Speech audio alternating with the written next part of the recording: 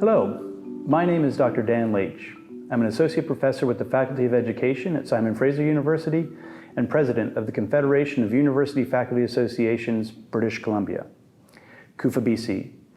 Kufa, BC represents 5,500 academic faculty, staff, and librarians across our 5 research institutions: Roy Rhodes University, Simon Fraser University, the University of British Columbia, the University of Northern British Columbia, and the University of Victoria. I would like to respectfully acknowledge the land on which Kufa, BC's office is situated, and that we reside on the traditional, ancestral, and unceded territory of the Coast Salish people, the Musqueam, the Tsleil-Waututh, and the Squamish nations. We acknowledge our traditional hosts and are grateful to carry out our work on their land. We recognize inherent Indigenous land rights and title, and the implementation without qualification of the UN Declaration on the Rights of Indigenous Peoples, and our support for the 94 calls to action by the Truth and Reconciliation Commission. I hope that you'll take a second to reflect on the Indigenous peoples whose land you're watching from. So we're here today to present the winners of the 2021 Kufa, BC Distinguished Academics Awards. Each year since 1999, Kufa, BC honors the outstanding scholarship and public policy contributions of our distinguished academics. Academics whose research and scholarly activity have made significant contributions to the community beyond the academy. We believe that the ideas that flow from universities contribute in significant ways to the citizenry and the democracy of our community, our intellectual life, and our economy. The awards demonstrate the necessity and the vitality of public universities' research and scholarly activity. Each year, our winners hail from different institutions and disciplines and conduct research in very different domains. However different their work, they are united by a passion for rigorous and meaningful scholarship and for research that contributes to the broader public good. I'm pleased to present the winner of the 2021 Kufa, BC Paz Buttedahl Career Achievement Award to Dr. Ewa Czaykowska-Higgins. The Career Achievement Award is named in memoriam for Dr. Paz Buttedahl, an academic, community builder, and faculty association leader. The award recognizes contributions to the community through research and other scholarly activities throughout one's career. This award brings with it due recognition of a lifetime of research dedicated to the pursuit of knowledge and truth, advocacy, and building community and relationships. In addition to the admiration of one's colleagues, the award is recognized with a commemorative plaque and a cash award. Dr. Czaykowska-Higgins joins us today to talk about her work. Yes, thank you, Dan. My name is Ewa Czaykowska-Higgins, and I'm a linguist by training, currently a professor in Indigenous education and humanities at the University of Victoria. The University of Victoria is on the unceded territories of the Lekwungen-speaking peoples, the Saanich, Songhees, and the Esquimalt.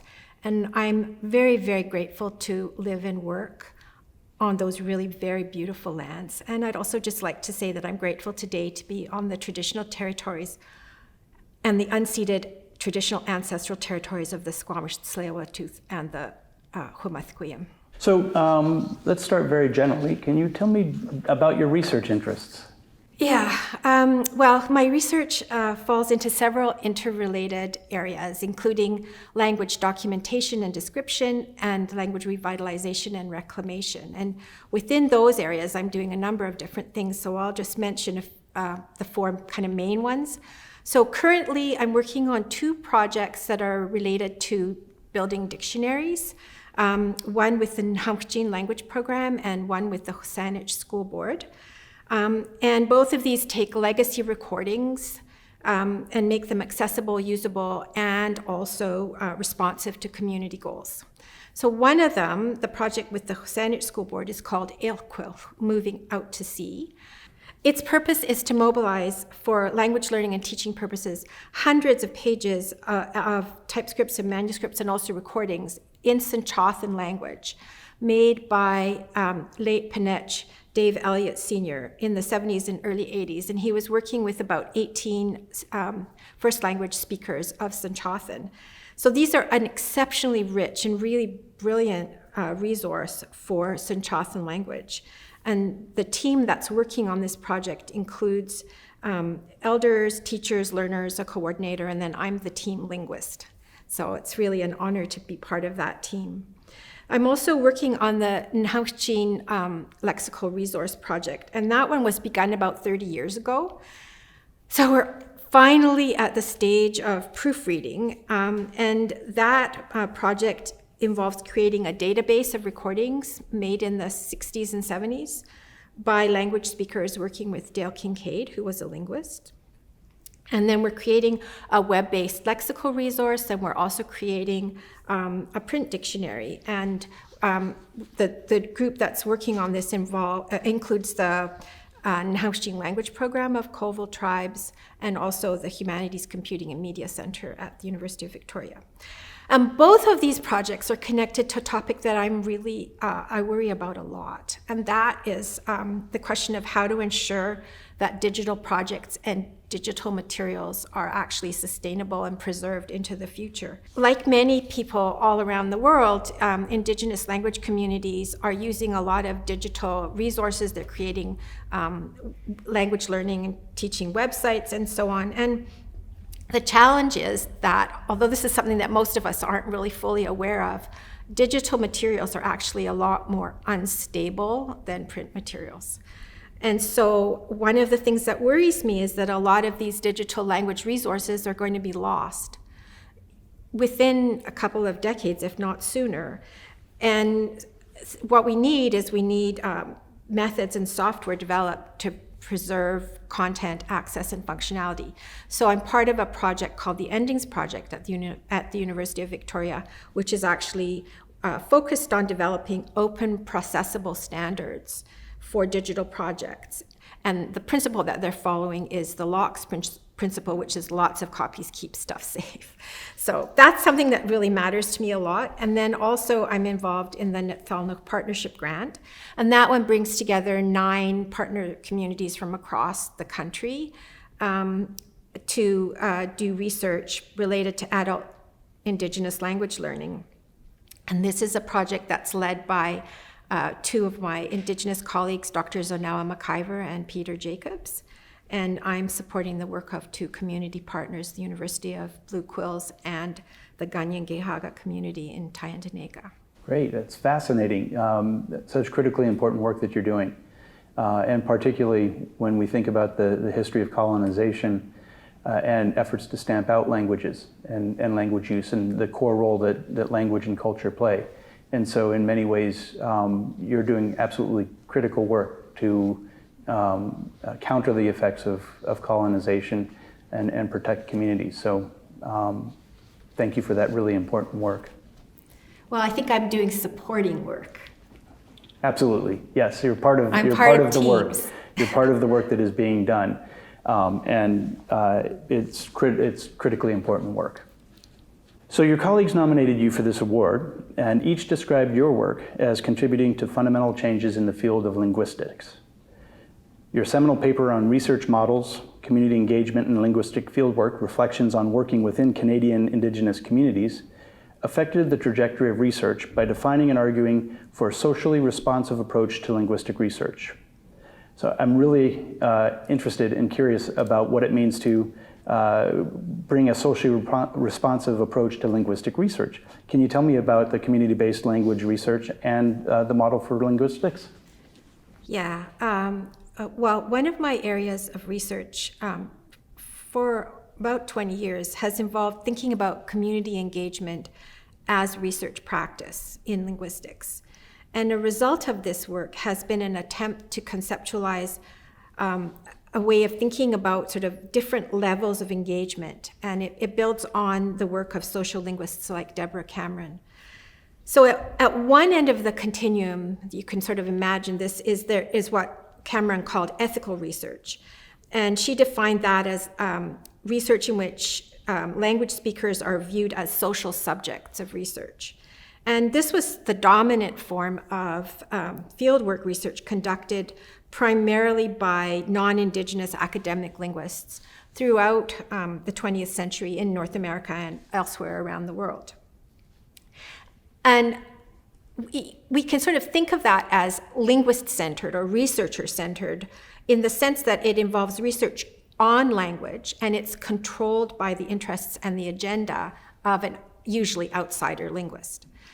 So sort of moving along, there's different stages along the continuum, but kind of at the other end of the continuum of engagement are community-based language research, and then maybe even further along the continuum, community-steered language research. And so we can define these as research that is on a language, but that is conducted for, with, and by the language-speaking community within which the research takes place and which it affects, and where the research agenda and the process are steered by the community.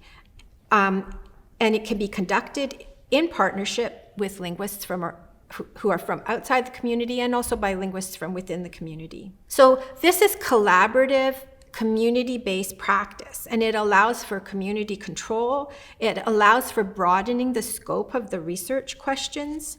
And also it allows for rethinking roles and expertise in research. So at its best, it provides for mutuality and benefit in documentation, and it also kind of highlights community goals, and also for mutuality and benefit between those and academic interests. And the work's results are culturally situated, and they're also land-based, and they belong to the community rather than to an outsider researcher.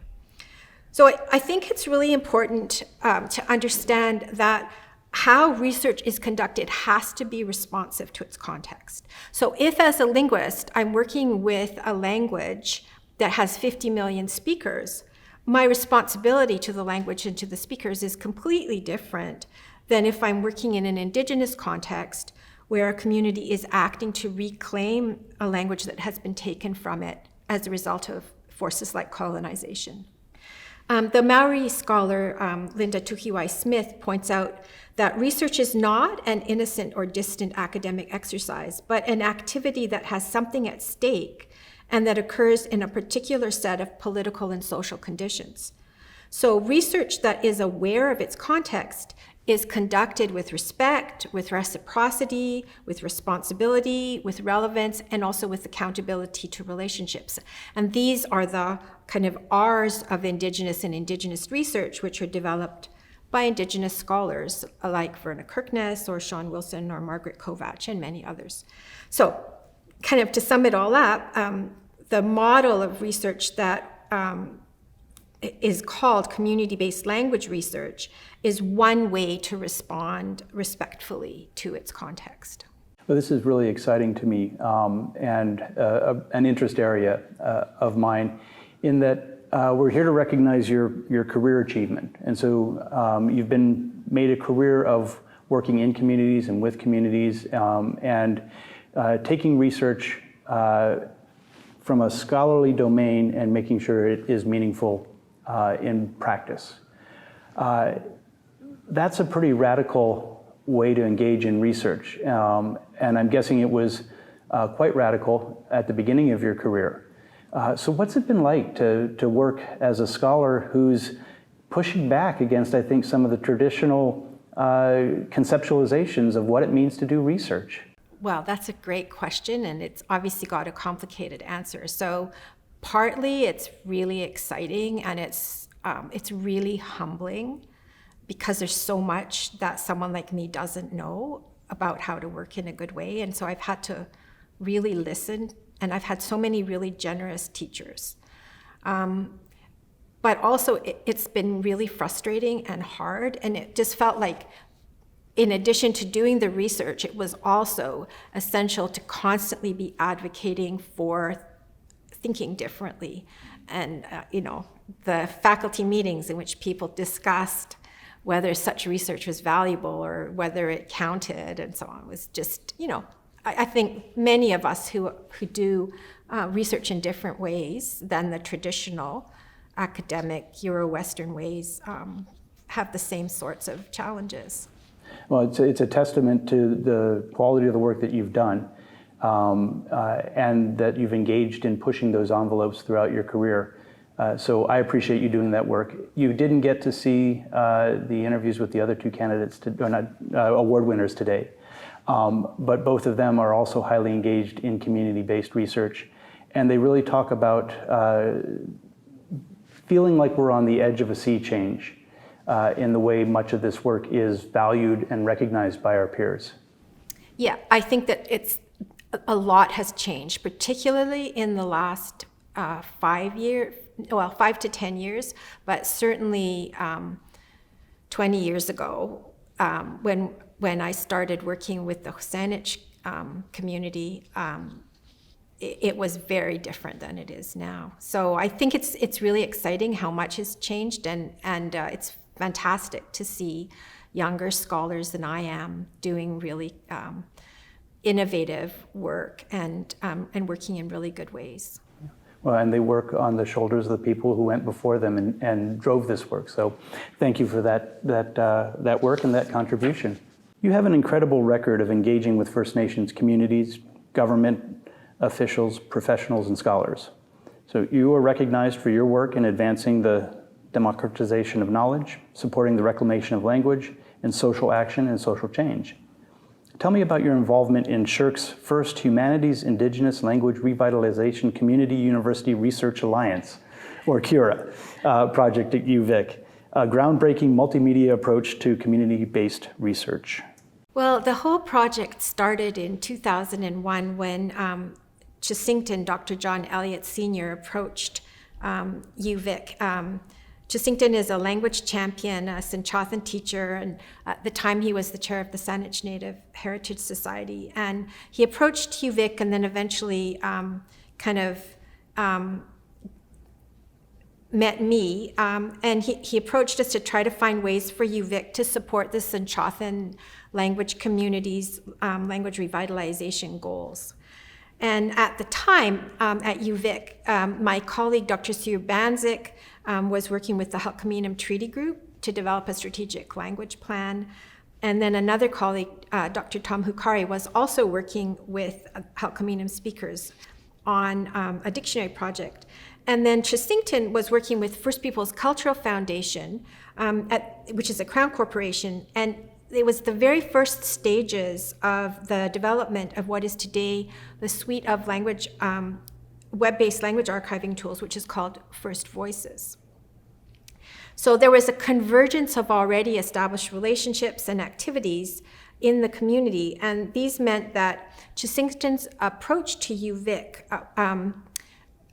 allowed us to develop a partnership between UVic, the Saanich Native Heritage Society, Halkamenim Treaty Group, First Peoples Cultural Council, and First Peoples Cultural Foundation.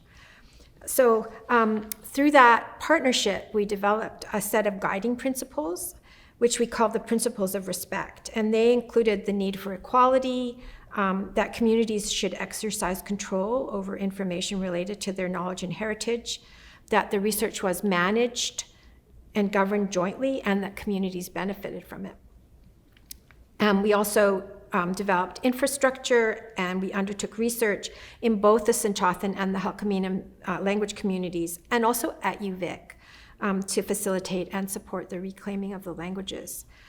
The project was really deeply collaborative. The core of it was the steering committee, which had equal representation from all of the partners, and then it was guided by elders committees in both communities, and there were over 100 team members altogether over the period of sort of 6 years of it.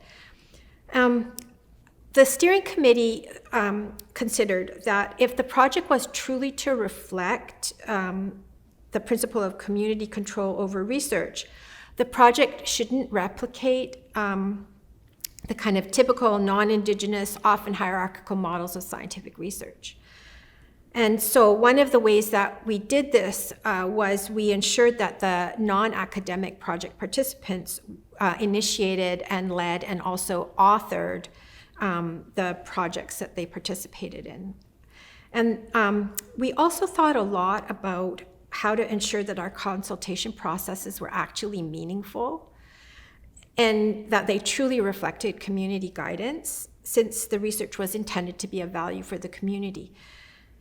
So we worked also to build capacity for conducting research in community, and that meant building capacity not only in community but also at the university, because the university needed to know how to work well with community.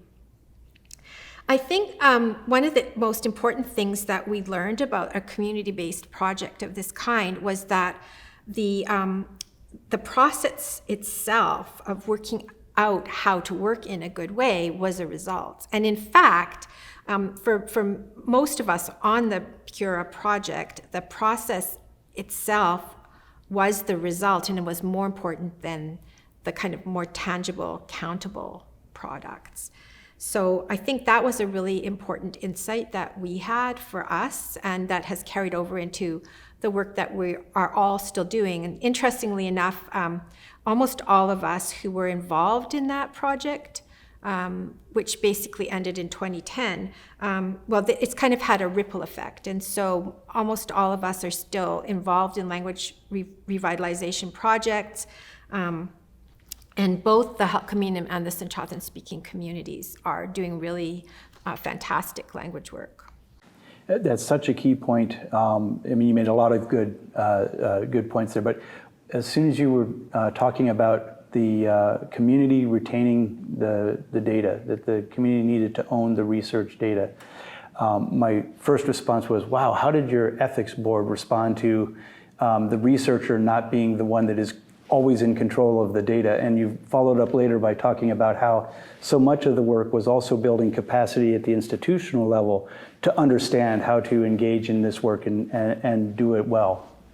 Yeah, and one of the things that we did, which I think was really key in the project, was we developed a memorandum of understanding with each of the communities and researcher contracts. And that work was led started by the Halkamenim Treaty Group. Dr. Brian Tom, who is now at the University of Victoria, was at that time working with Halkamenim Treaty Group, and they had a really strong team, and they kind of developed the process for the Memorandum of Understanding and the researcher contracts. And I think that MOU and the contracts are a kind of model for others. Yeah, so again, that builds the groundwork for future researchers who want to engage in that kind of process, and does push the institution to be able to build capacity to allow that. So that's super exciting. Yeah, it was a really great part of the project. Fantastic. So, we've talked about this and throughout your conversation today, the importance of community-based research. But can you specifically talk a little bit about your engagement and why you see community-based research as being important? Well, there are lots of different reasons that could be given in answer to this question, but here's one way to think about it. In a traditionally Euro-American university setting, most research projects have historically been conducted under the control of a university-based community outsider researcher. And so I sort of spoke to that earlier, and according to the expectations of the academic process. But community-based research, and you mentioned this in your introduction, aims to contribute to democratization of knowledge and also to social action and change. And it also aims to shift who has the power in a research situation. In a community-based project, any academic institution that is partnered in such a project needs to take responsibility to build capacity within the university setting. So again, I mentioned that earlier, and it has to build that capacity to adequately support the research. So one thing that community-based research does is it opens up the possibility of bringing and valuing community knowledge, ways of knowing, ways of constructing knowledge, and disseminating knowledge. It brings those into the post-secondary public spaces. And so then it allows for different ways of thinking and doing to inform and instruct the university and post-secondary. And it makes it possible to work towards those R's of Indigenous and Indigenous research methodologies that I mentioned earlier. It requires self-criticism, it requires self-reflection, and so It means that everybody that's involved, from individuals to institutions, is free to be uncomfortable. And when you're uncomfortable, you start to think in new ways, in different ways. And so community-based research makes it possible to understand that research isn't simply an intellectual act. It also is a practical act, and it can have important practical implications and applications. And so then it opens up the possibility of facilitating change that is positive and generous and supportive of everybody that's involved in it. Yeah, when I think about the challenges of doing research in Indigenous communities, in particular in communities that have been poorly treated by research over hundreds of years, it's fascinating work that you're doing in reestablishing or being part of the reestablishment of a relationship with Indigenous communities, building trust, and you're doing that through community-based research mechanisms and methods. So continuing on, obviously you've done a lot of, your work has been deeply engaged with Indigenous peoples. And in 2015, the Truth and Reconciliation Commission released its 94 calls to action. Can you talk a little bit about how your work was affected by that, engages with that, or otherwise relates to those calls to action? Yeah, I'd be happy to talk about that. So I think the work that we're doing that involves Indigenous language revitalization and reclamation is situated within a global movement to maintain and revitalize and reclaim Indigenous languages. And many Indigenous languages around the whole world are under pressure from effects of colonization and urbanization and globalization and various other pressures. So this global movement around language work is connected to history, it's connected to rights, to law, to education, to self-determination and sovereignty, to health, spirituality, and culture. Indigenous language reclamation is central to Indigenous resurgence and also to the dismantling of oppressive colonial structures. So Teresa McCarthy, who is an academic, writes that contemporary Indigenous language rights movements have been mobilized in tandem with larger decolonizing movements to contest inequities.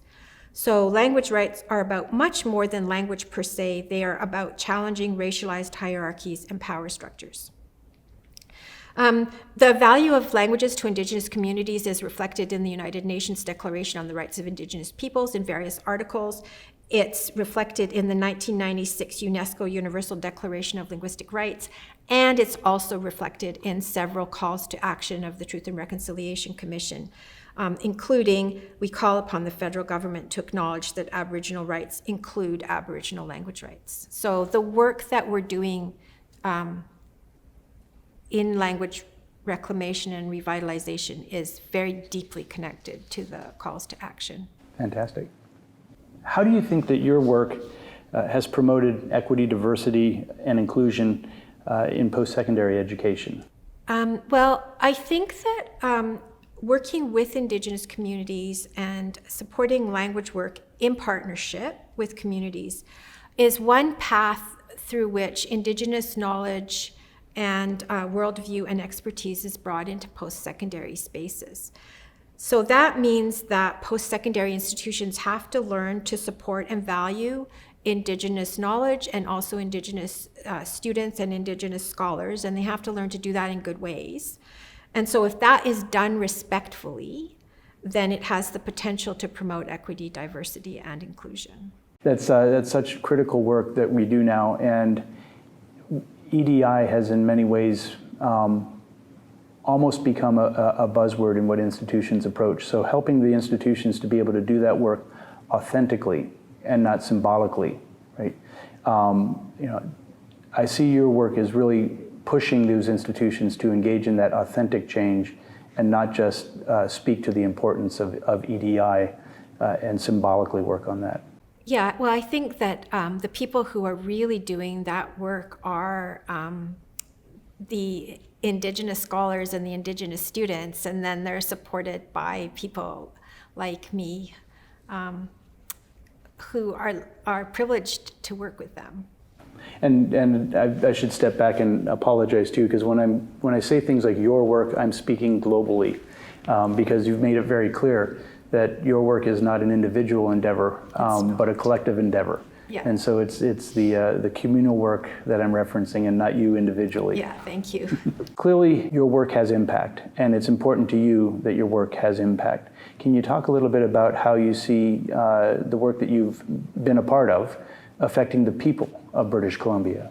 Well, in 2014, a group of us at the University of Victoria who work in language revitalization, people from Indigenous education and continuing studies in linguistics, we wrote an article for the Times Colonist. And one of the things that we said in that article was that language is one of the most tangible symbols of cultural and group identity. It is the living expression of intellect, of specific cultural understanding, a link to the past and to the future, a tool for naming and knowing the land and all the history and companionship it holds, and a key to future survival. The history of humankind shows that suppression of languages is one tool that colonizers and conquerors use to control and dominate others.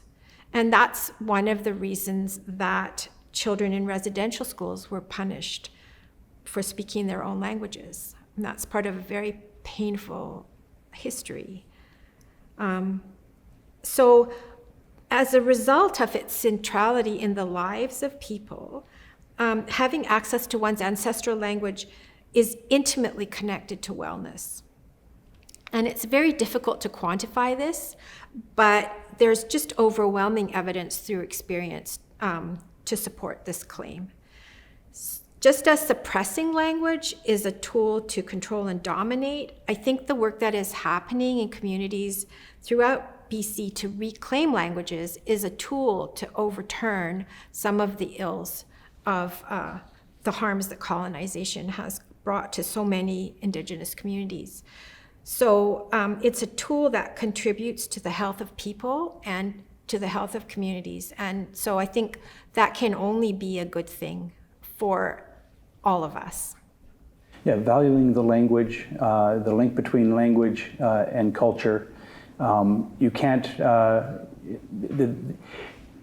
conceive of a system of a state of well-being unless who you are as a person, who you are as a community, who you are as a people is valued and respected, and that's based in language and culture. So I agree wholeheartedly that the link that is strongly there to individual and collective well-being. Yeah. Is there anything else that you'd like to say to the nominators or to the Kufa BC selection committee? Well, I wanted to say that I'm really honored and also really humbled to receive the Kufa BC award. And I'd really like to extend my gratitude to the nominators at UVic, and also to Ty Swallow and Karen Rice, who wrote letters of support, and also to the selection committee. But I have to say that I'm really not very comfortable receiving this award. Awards often single out one person for recognition, but community-engaged scholarship, as I've tried to indicate, is about collective efforts and practice. And it's also about co-construction of knowledge. And it requires strong, respectful relationships. So this is even more true in the context of work like mine that is carried out in Indigenous spaces and with Indigenous colleagues. So there are so many people who have taught and guided me, and I can't obviously mention them all, but I would like to acknowledge in particular elders, Jacinton Dr. John Elliott Sr., Kwasinia Linda Elliott, the late Agatha Bart and Mary Marchand, and also my colleague, Dr. Lorna Wanosa Williams. The Kufa BC Award is really not mine alone. It's a recognition of the value of the collaborative work and the collective practice that I've had the privilege to be able to participate in with my colleagues in Indigenous education and in linguistics, at UVic and with my colleagues in Saanich and Nisbila. And I think it's important for me to say that this kind of work raises up all of us who are involved. And I'm very grateful to the nominators and to the selection committee for recognizing that. And I'd like to just end by raising my hands up to acknowledge and honor all of the really good language work that is happening throughout communities in British Columbia and beyond. Thank you again for joining with me to talk about your research over the lifetime of your career. And again, congratulations on being the 2021 Kufa BC Paz Buttedahl Career Achievement Distinguished Academic Award winner. Thank you very much.